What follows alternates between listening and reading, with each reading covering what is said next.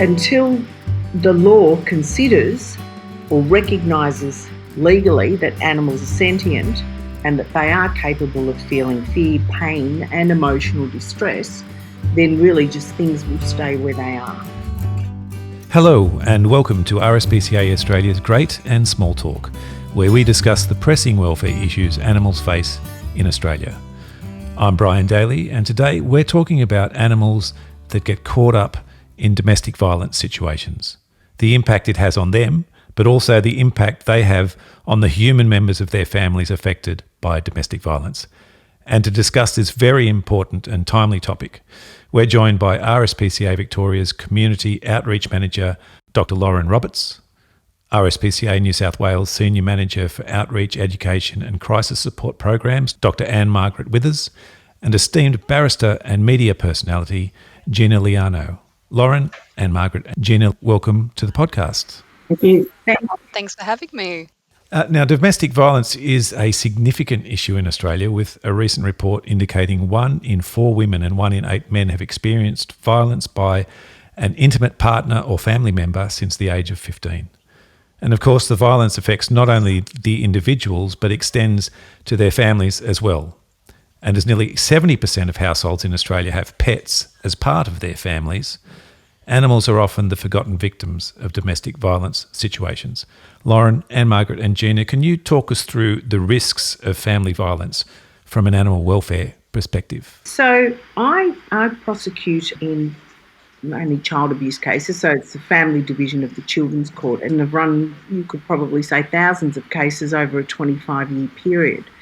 And there are common threads that run through every case that ends up in that court. And family violence is most definitely a very significant part of each case that ends up in that court. The real main issue in that court is the best interest of a child. And in my view, I don't think pets really fall much outside that concept. For me, if there's neglect at a property or parents are unable to adequately feed their children, then usually they're not adequately feeding their pet. If there's environmental neglect, you'll often hear stories of how a pet is suffering in those circumstances as well. And they definitely, those issues definitely come to me if there needs to be a legal intervention and some orders to help protect the children. Often the pets are reported to the RSPCA or they're removed, or someone steps in to make sure that they're okay as well. Yeah, there's definitely, as Gina mentioned, there's a link between all of these things, and the link between family violence and animal cruelty is well established. A substantial amount of family violence offending involves some form of animal cruelty. Most definitely, you'll find that in the family court and also intervention orders that the perpetrator may physically harm a pet. That is definitely part of coercive controlling behaviour. Also, if there's a chaotic lifestyle, I've mentioned that, and violence in the home, pets often are neglected. They're left without proper food or water or medical care. Mm-hmm. And often the victims in those situations feel powerless to care for the pets. They've got restricted finances, or they're not allowed to move, they're not allowed to take the dog to the vet or the cat to the vet. So they definitely fall within whatever is happening in that home. Mm-hmm. If it's bad for the children, we can guarantee it's bad for the pet. So, if they feel that they are at risk of being harmed, punished or controlled, often if they have an affection for the pet, mm-hmm. The perpetrator will target that pet to try and control them, threatening either to harm or even kill the pet. And so there's often psychological abuse in there as well. Yeah, I mean, animal abuse can be, as you say, psychological abuse. It can be actual physical threats and the actual physical violence where the animal can be harmed or killed. And so it's used to control and intimidate victim survivors, assert their supremacy, or, actually make them be silent so that they don't actually complain. And so, as you were saying, that neglect and financial control is a really big part of it as well. So animals we receive as part of our program, we find that they've not been able to go and get treatment for injuries or even just really basic things as well. And that's a really significant part of the whole picture of domestic violence as well. So really the impact on the animals here is similar to what happens to the humans in they can be physical and psychologically scarred as well in these situations. Is that what you've seen, Lauren, in your experience? Yeah, definitely. I think in a household where animals are not safe, humans are not safe either, and vice versa. There was some previous research done that found that up to 71% of victim survivors reported that their male partners had threatened, harmed, or even killed their pets. And as we mentioned before, we see a range of cruelty, so not necessarily captured in the current legislation, but yeah, psychological harm to the pets, as well as physical or intentional, unaccidental harm and injury as well. And the animals themselves are present in the home, and they're experiencing the violence, the noise, that's going on, even if it's, as I say, it's not a physical act toward them. And they're sentient beings, so they take that on, and it impacts them as well. Yeah, definitely. The fear and anxiety caused by the perpetrator's actions is likely to cause significant and prolonged suffering to the pets. And Gina, you were talking about the idea that individuals may even stay or delay leaving violent situations out of concern for their pets because of these threats that are made against them. Well, yes. I mean, I have actually had multiple cases. It's not an uncommon thing.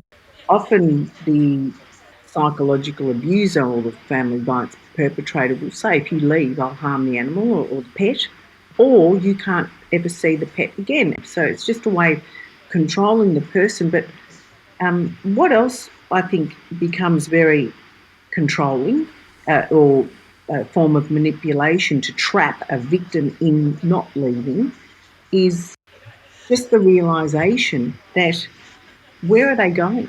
Where can she get accommodation with an animal? I've heard this before. Where do I go with a pet? Are there pet-friendly crisis shelters? Is there accommodation? I'm told that research shows that 50% of victims in violent relationships delay leaving or return to an abusive partner out of concern for pet safety. So, I mean, that's a fairly big statistic. It's a serious matter. So a lot of places can't accommodate animals, a lot of crisis accommodation. But I understand that RSPCA and Lord Smith do actually have crisis accommodation. That might be something that that you listeners, Brian, might be really interested in hearing about, that there are solutions for them. Exactly, because if somebody's leaving a situation, they're possibly going to be homeless themselves and their animals. So they do need these services to keep themselves and their companion animals together. And you're mentioning there are services like this that you offer. So we've had a domestic violence service since the early 2000s at RSPCA New South Wales, where we provide temporary accommodation or foster care, as well as providing subsidised veterinary care and assistance with things like impound fees, because that's one thing that can happen as well. If someone leaves and the animal's at home, the perpetrator may just open the gate and let the animal out onto the street and be picked up by council.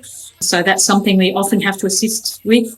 And even transport costs, in the years that we have run this program, we've actually flown animals from one state to another, and one case even overseas. So just so someone can actually find safety.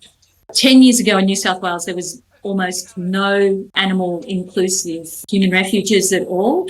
Now there are many more. There are some local councils that run domestic violence programs. There are small not-for-profits. And there are some human refuges that have started to become pet inclusive as well.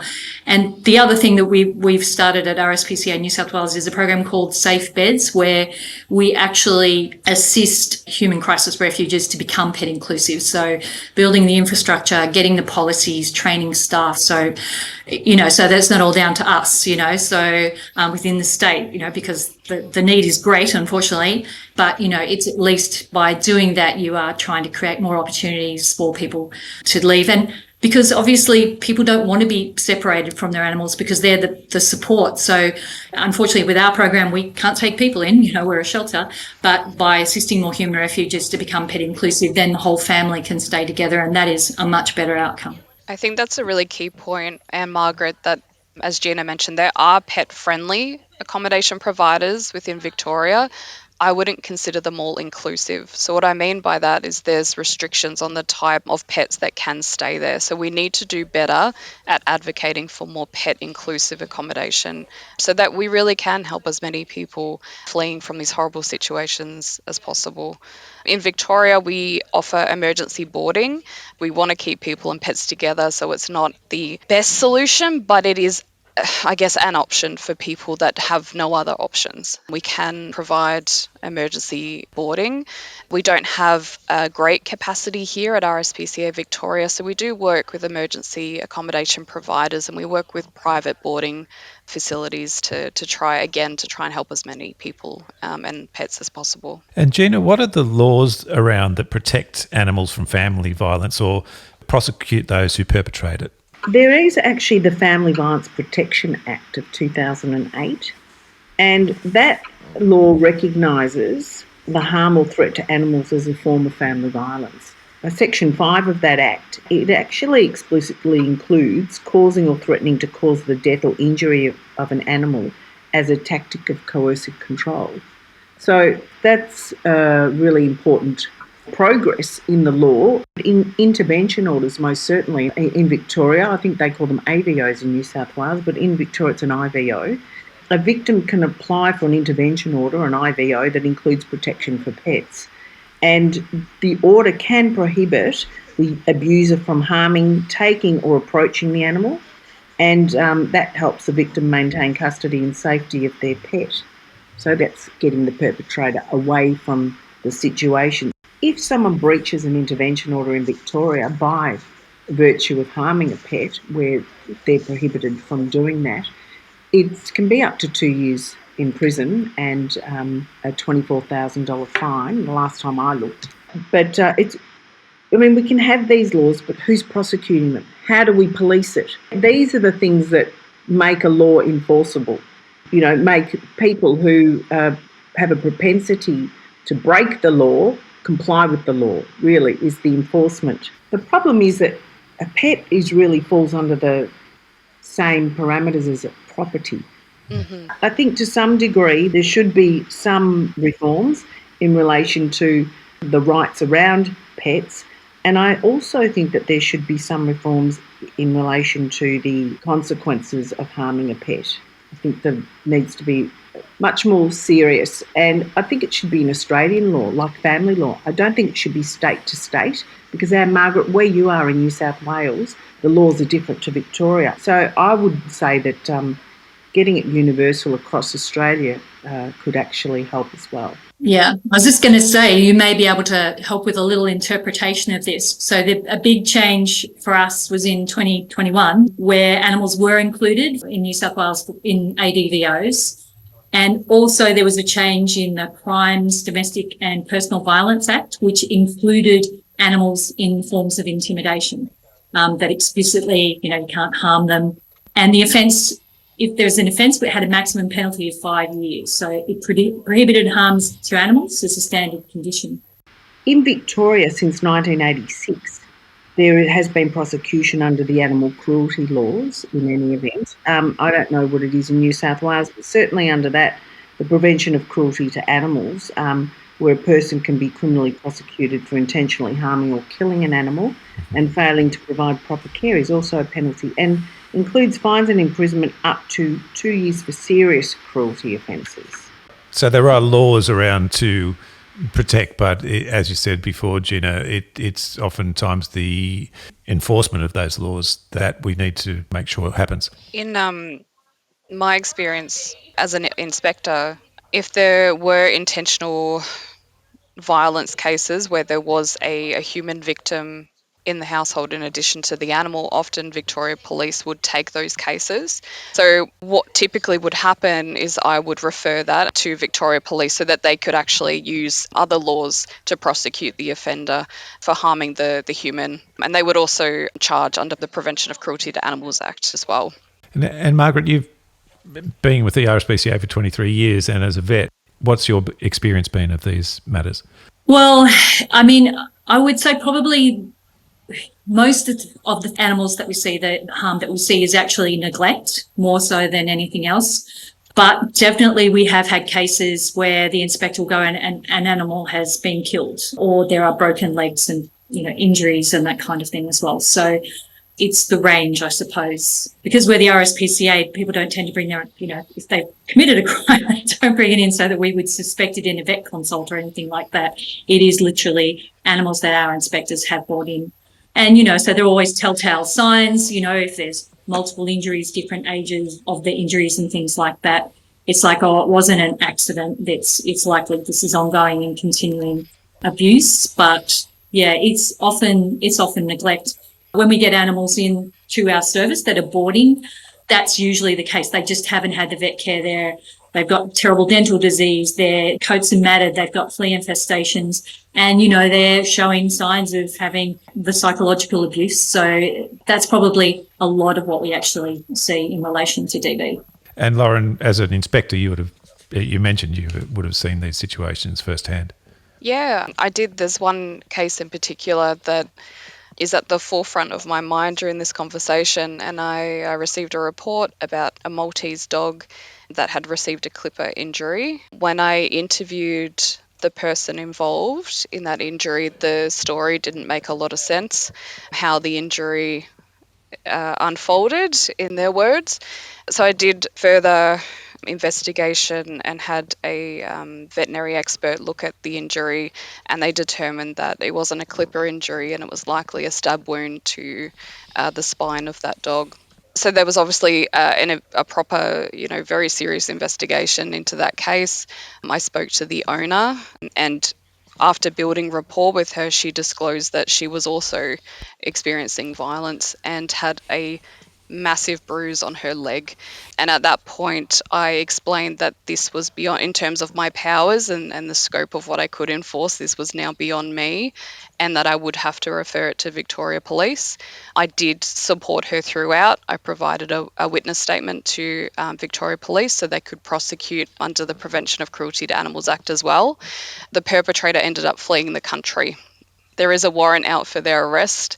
The dog ended up being paralysed from the waist down, which was really sad, but the victim survivor continued to look after that little dog and has a wheelchair now and is doing well. But it was a pretty horrible incident to be involved with. It must be harrowing doing this work, but then also you see the importance of these animals as part of their family, as their support and psychological support for the victim, the human victims as well. That must be a very heightened emotional state that you're left in. Oh, definitely. And I think we touched on before, a lot of people delay leaving. I think it's 1 in 3 women delay leaving a violent household for fear of what's going to happen to their pets. And again, first-hand experience, we work with human welfare agencies that tell us that people are returning to dangerous situations because their pets remain at home. And yeah, it's hard work. We work very closely with human welfare services to try and find the best outcome for everyone. But yeah, it's tough. And Gina, you would have seen many cases like this in your career as well, I'd imagine. Have. And as I mentioned earlier, most of the cases where there's environmental neglect or the children, there's cumulative harm, if there are pets, they are suffering the identical, if not worse, set of circumstances as are the children. But what I'm curious about, Lauren, what are your rights to go in and inspect? Like and where do the reports usually come from? There's sort of 2 questions there. But do you have the rights, say, as a police officer, you can go in, an unannounced home visit? What happens there? No, so you have implied consent, so you can knock on a front door. If they invite you in, you can go in. If you want to enter a dwelling, typically, and you don't have consent to enter, you would need to get a warrant for that. So you would apply, obviously, to the magistrate's court and, get a search warrant. And does that happen more often than not, or are people cooperative? Look, in my experience, when I was an inspector, people were pretty cooperative. And it did happen from time to time that I would have to apply for a warrant, but people were typically cooperative. This was a few years ago. I know now, unfortunately, it seems that there are more abuse and violent attacks directed towards our inspectorate, which is awful. No one should experience that. And in terms of who reports, it's varied. Sometimes it's victim survivor might make that call. It could be a neighbour, it could be someone just witnessing something, walking past, or just seeing something out and about that just didn't feel right. And I would always encourage people to make a report. So, just call 9224 2222 for Victoria and make that report. Domestic violence is a big focus at the moment in the country, and there's a lot to be done, very broadly speaking. But looking at this, and we've mentioned it before, tell us again what the RSPCA is doing in this space to help families and companion animals. So in New South Wales, we have a domestic violence program that will ultimately preserve the human-animal bond and keep the family together, where we provide temporary boarding or foster care, veterinary care, support with impound fees or transport. And also we have the Safe Families framework, where we assist human crisis refuges to become pet inclusive. So training staff, helping them to develop their infrastructure and get, the policies so that families can stay together when they are leaving violence. And in Victoria, Lauren? So RSPCA Victoria offer emergency boarding. This is subject to capacity. So as a result, we have partnered with private boarding facilities so that we can safely keep pets away from perpetrators. We also work with human welfare services. So again, as Ann-Margret said, we kind of work with them to really advocate for more pet inclusive housing. We work with their emergency accommodation providers to ensure that they're properly set up, that they've got training so they can quickly address problem behaviours. So if the pets are quite stressed, we may see some undesirable behaviour, and we try and work with them as best as we can by providing behavioural support and other resources. Recently, we've been working with a couple of family violence organisations and have been providing pet packs, so ensuring that they have the resources they need, including some pheromone sprays to reduce stress, so Fellaway and Adaptil and things like that. So we either have them at the emergency accommodation provider's site, or we provide them to caseworkers, or in some cases the victims themselves. So if they do need to flee in a hurry, that they can just grab it and go. We know that they're not going to be necessarily in a position to get all the things that their pets need, so we try and do what we can so that they are able to leave quickly. And this might be a very big and broad question and hard to answer, but what is the way forward? Can I say that from a legal perspective? Animals are treated as property. They're considered as property under the Family Law Act, under the intervention orders. Obviously, there's standalone legislation to protect animals. But in terms of family violence under that banner, they're not considered as sentient beings. Mm-hmm. And they are property. And I think really what has to happen, and I think that goes back to your question about should they be included as a protected, well, they're not a person, but as a protected being under intervention orders. And until the law considers or recognises legally that animals are sentient and that they are capable of feeling fear, pain and emotional distress, then really just things will stay where they are. That's where it's got to go. That's a reform for the law. Which has implications well beyond domestic violence as well. And Lauren and Margaret, do you have any thoughts on where this needs to go? It's a great argument from Gina. Hard to go beyond that, other than I think all services, human service providers need to consider the entire family and in any of their policies or their service provision. So, that animals are an intimate part of that family, providing emotional support. So they need to be included. Lauren? The only other thing that I would encourage is that we continue having this conversation and we really talk about that link between animal cruelty, violence towards children and other members of the household. It's intrinsic. I know we're talking about it in society now, but I think we can do more to really make sure people are well aware of how important pets are to people, the dynamic relationship, and that link is very much there. And I think we can do better in educating the wider public on that. And you bring up a very important point that could be a topic of an entire other episode of this, Absolutely. Which is that link between violence towards animals and violence towards humans. So, I mean, it's well established. There's studies going back decades that attest to this. So it's a very important point. But for now, thank you all for your time today. Let's hope we can move towards and implement these solutions to eradicate this scourge of domestic violence for the benefit of all. Thank you again, everyone. Thank you. Thank you. We've been talking today with RSPCA Victoria Community Outreach Manager Dr. Lauren Roberts, RSPCA New South Wales Senior Manager of Outreach Education and Crisis Support Programs Dr. Ann-Margret Withers, and esteemed barrister and media personality Gina Liano. And thank you for listening. If you or someone you know is in need of assistance in a domestic violence situation, please call the National Domestic, Family and Sexual Violence Counselling Information and Support Service on 1-800-RESPECT or visit 1800respect.org.au. If you would like any more information on the plight of animals caught up in domestic violence, you can visit the RSPCA website at rspca.org.au. You can also subscribe to the podcast series at the website or all the usual podcast suspects. I'm Brian Daly, and I look forward to your company next time on RSPCA Australia's Great and Small Talk.